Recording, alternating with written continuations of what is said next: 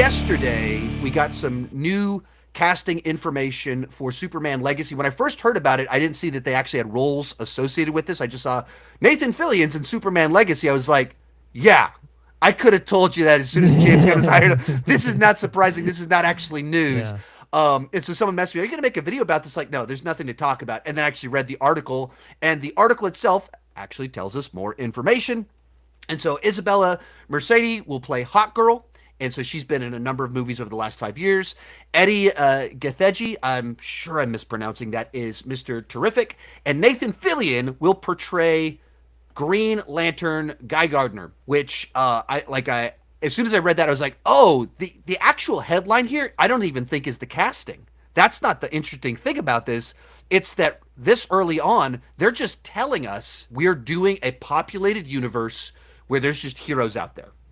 And they already exist. That to me was almost the more interesting thing, even than telling us, oh, casually, Nathan Fillion's one of the Green Lanterns, which I'm sure like he's not even going to be a major part. I'm sure he's just his buddies showing up in some small role.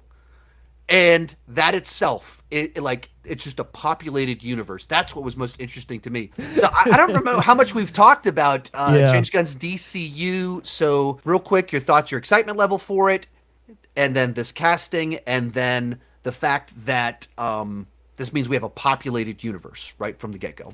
Yeah. I kind of love this. It's the perfect contrast to what I think they were trying to do with the DCEU, where like Superman was the everything kind of orbited around him. Now there's an existing universe, and Superman, I think what it does is like it allows Superman to be our entryway into this world, and it allows us to relate to him as a person a bit more. And so that relatability, that connection, I think is going to be a key component to all of this. Plus, I think if you're looking at the projects he's doing, you've got Creature Commandos, you've got like the Blue Beetle stuff, the Authority.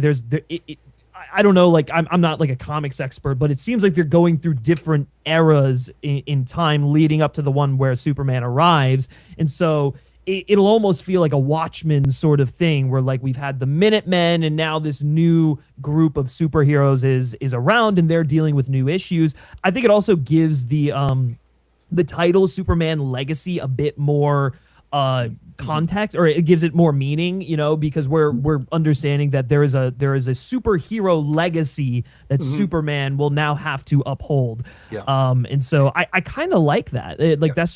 That's a lot of fun. Did you have specific thoughts on these actors? I was actually it was Isabella's birthday a couple days ago. I start every day checking IMDb for whose birthday it was, and I saw her, and I literally thought to myself, oh, like, wait, she was in Instant Family. She was in Dora the Explorer. She was in Transformers. Mario 2. I haven't seen her in anything in several years. And the next day, she's announced as Hawkgirl. I was like, well, there it is. All right. Do you have specific thoughts on these castings? How do you think they'll have a big role? I know a big concern now is people being like, oh, Superman's going to get overshadowed in his own movie. I don't think that's going to happen. I trust James Gunn to put him at the forefront, especially because we know how he handles ensembles. He always finds a way to find a main character. Just look at Rocket and Guardians 3. As for the castings themselves, like I'm down with each of the actors if Gunn thinks they're down. I don't.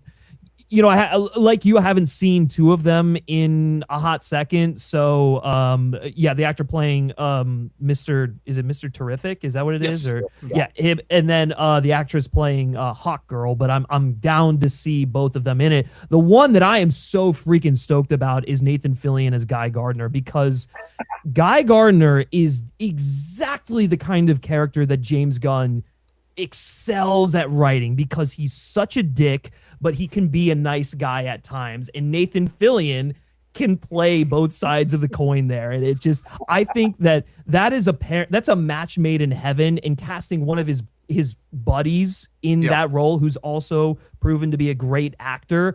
We're going to get some incredible moments from that pairing. Richard, so your 1-2 sentence thoughts on the James Gunn's DCU in general. What do you think of the idea of a populated DCU from the get-go with a lot of these characters, and then any specific thoughts on these castings?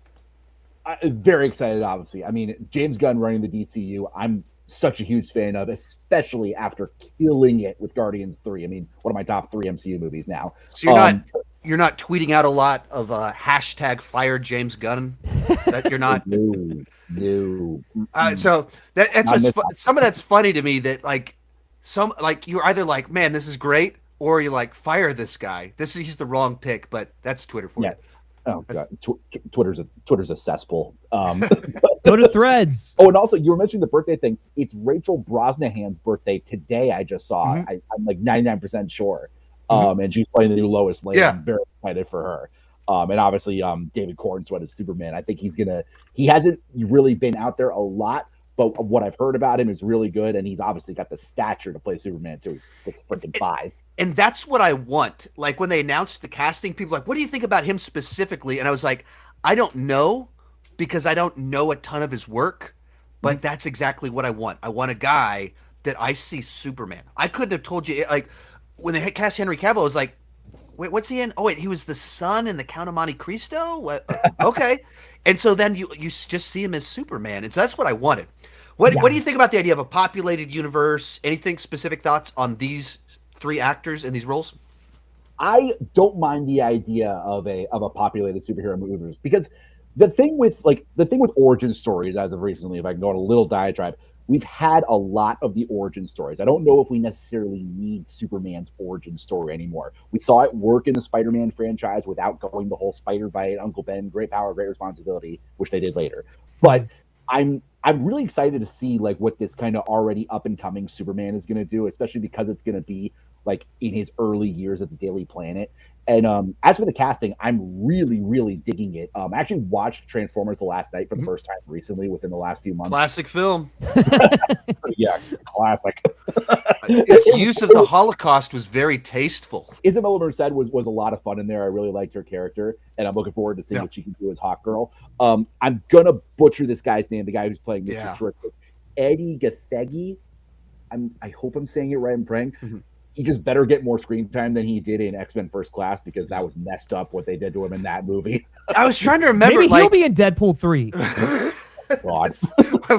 Like I was trying to remember, like where would I last see him? Because he was in Twilight, and then he was in the First Class movies, and I remember him like 10 years ago being a bunch of stuff. And I haven't seen him in much, and then once again he appears here. I forgot to mention, Richard, you sent this to me right before we started this, but they also just announced that Anthony Carrigan has been cast as Metaphoro in the film as well, and so just kind of adding in a lot of these kind of fun character actors. And James Gunn is really good at casting. Yes, he is. Like he finds people and interesting, and finds ways to take obscure characters and match him up with a fun performer. Any specific thoughts on? I don't know a ton about Metaphor, so I don't have anything to really add when it comes to him. Not really. I mean, it seems like an interesting character from the little bit that I've heard about him, but I'm very curious to see where Gunn goes with it. I think we've got time to work up to the Zods and the Lex Luthors and everything over the years as Superman grows. I mean, I love him. He's incredible in Barry as NoHo Hank. So I'm just happy to see him get more work. I know literally nothing about this character, so if Gunn thinks that he's a good little, spice to add into the mix, then sure, why not? I mean, James Gunn is the man who made the Guardians of the Galaxy relevant. So if anybody can bring characters that people have no idea what they are, it's James Gunn. Exactly. Yeah. We talked about this earlier, but that's kind of his gift, is working with these ensembles of very weird characters. I remember when they announced Guardians of the Galaxy Comic-Con 2012, and I was like, what are they doing? This is your follow-up to Avengers? And then James Gunn is like, they brought him, and I was like, all right, he wrote Dawn of the Dead and Scooby-Doo and did these small movies, and then they're casting the side character from Parks and Rec. Like, I don't know, let's see. And then the trailer came out, and you immediately went, oh, this guy might know what he's doing. And it's such like from just the first teaser trailer for it, you fell in love with the characters and understood exactly what they were going for.